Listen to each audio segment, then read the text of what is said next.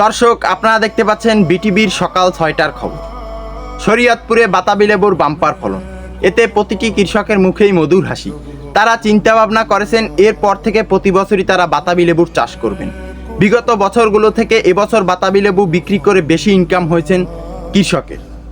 এবং রাজশাহীতে আম চাষ আগের বছরগুলোর থেকে এবছর বেশি হয়েছেন, এতে কৃষকের মুখে বেজায় হাসি।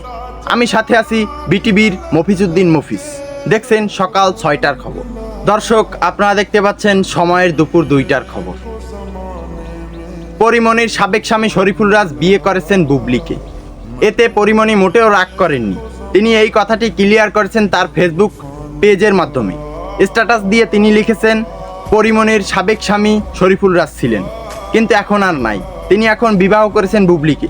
এতে আমি পরিমণি মোটেও কষ্ট পাইনি এবং তাকে আমি সম্মান করি, কারণ তিনি আমার সন্তানের বাবা।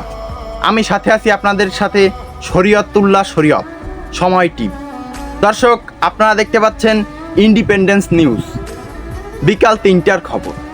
মালয়েশিয়ার এক তরুণী এসেছেন বাংলাদেশের এক তরুণের প্রেমের টানে। এই ঘটনা দেখতে এলাকার হাজার হাজার দর্শক জমায়েত হয়েছেন। এরা এক নজর দেখার জন্য তরুণ তরুণীকে তারা মুখিয়ে আছেন এবং তরুণ তরুণী কথা বলেছেন সাংবাদিকদের সাথে। তিনি বলেছেন, আমরা চিরজীবন এক থাকতে চাই, এক হয়ে থাকতে চাই। যদি চায় সে বাংলাদেশে থাকবে, যদি সে চায় তাহলে মালয়েশিয়ায় থাকবে। কি প্রেম রে বাবা। আমি সাথে আছি আপনাদের সাথে ইন্ডিপেন্ডেন্স নিউজের হাফিজউদ্দিন হাফিজ। দর্শক, আপনারা দেখতে পাচ্ছেন ৭১ টিভি। সাকিব আল হাসানের একটি জার্সি নেওয়ার জন্য প্রবাসী ভাইরা মুখিয়ে আছেন। তারা স্টেডিয়ামের গেটে দাঁড়িয়ে আছেন শুধু ক্রিকেটার সাকিব আল হাসানের একটি মাত্র জার্সি নেবার জন্য। কি ভালোবাসা, কি ফ্যান। তারা পাগলামি করছেন, তারা বিজয় খুশি। সাকিব আল হাসানকে এক নজর দেখবেন এবং তার একটি জার্সি কিংবা একটি ক্যাপ সংগ্রহ করবেন।